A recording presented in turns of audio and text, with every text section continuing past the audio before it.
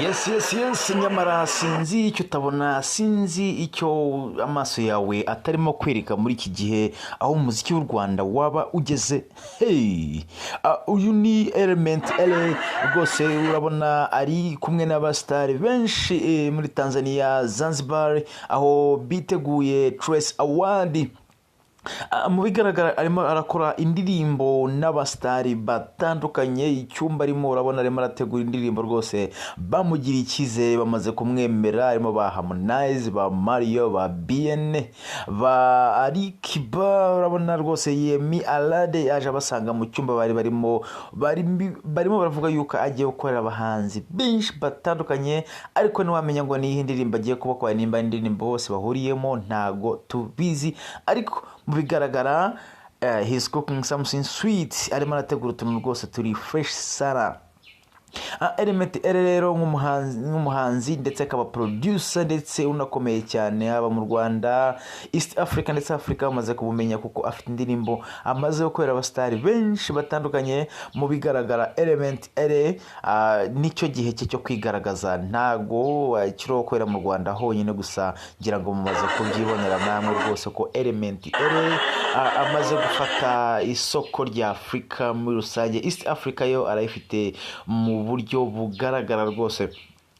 Gihanga n'amasara guha abasitari benshi barimo hano benshi. Warona Yemi Alade yasuzanyije na Alikiba rwose, bati umeze rwose, nishimiye kubona bamwita Grammy bati Grammy.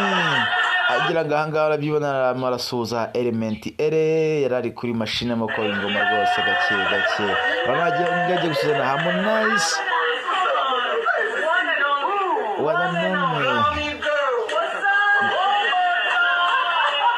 bamwita Grammy Girl, bavuga ati bamwifuriza kuba yatwara no Grammy, bavuga ati Grammy Girl. Urumva ko rwose bamufitiye icyizere ko ashobora gutwara ko yatwaye Grammy, ndetse ni Trace Africa ashobora kuyibikaho. Bavuze Grammy Girl, urumva ko ni umukobwa watwaye Grammy mu bihe bitandukanye rwose, bayo umusitari wa Africa mu bakobwa bitwaraga neza cyane.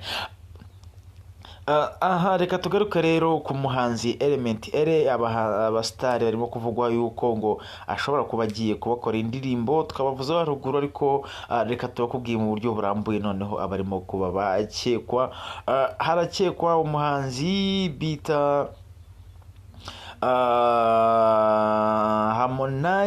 Harmonize, akazo bita Joshua Baraka, akaza BN King Promise, Mario n'abandi barimo Yemi Alade waje abasanga muri kiriya cyumba. Mu bigaragara ntago yaje gutyo gusa byo gutembera, ariko hari imishinga barimo gupanga. Element ELEEH on the top.